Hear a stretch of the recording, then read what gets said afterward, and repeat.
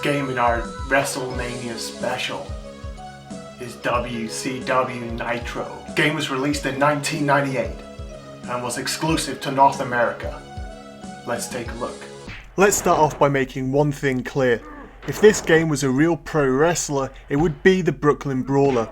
This game is so bad it honestly makes me wonder how and why it was approved for release.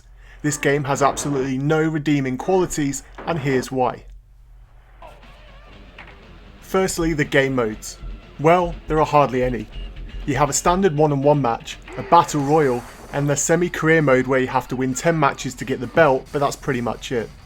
There are no frills here, and when you've played the other N64 wrestling games which came out even before this one, it really makes you wonder why more effort wasn't put into this game. If you're a retro enthusiast, you'll know that this is in fact an updated port of a PlayStation 1 game. Knowing that, you must wonder what exactly was upgraded in this game, as it still plays as terribly as it did on the PlayStation 1. The graphics are probably the game's strong point. They went for a look similar to THQ's WCW games, and I assume this was to convince as many people possible that the games were similar. I really wish they were.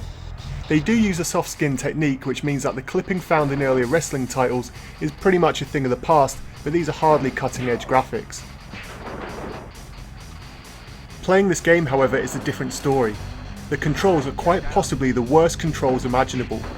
None of the wrestlers feel responsive, and no matter how much you get to grips with the control, you still never feel exactly in command. Pulling off moves is tiresome and takes too much effort, and by the time you begin to move your opponent, there's most likely hit you with several moves.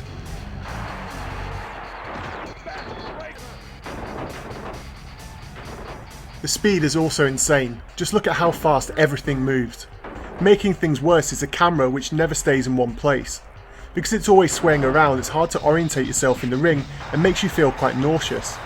However, plug in 4 controllers and the game grinds to such a slow speed. So slow, in fact, it makes the game difficult to play if you become used to the single player's game mode speed.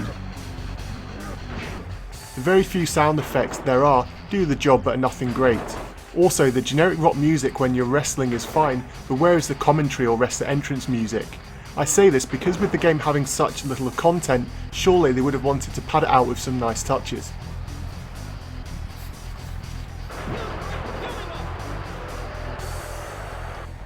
The roster is also very limited, but contains the better selection of wrestlers that you'd want to play as, so it's all killer and no filler in this sense, but they all play so similarly, it's almost like they took a single character and just did a palette swap.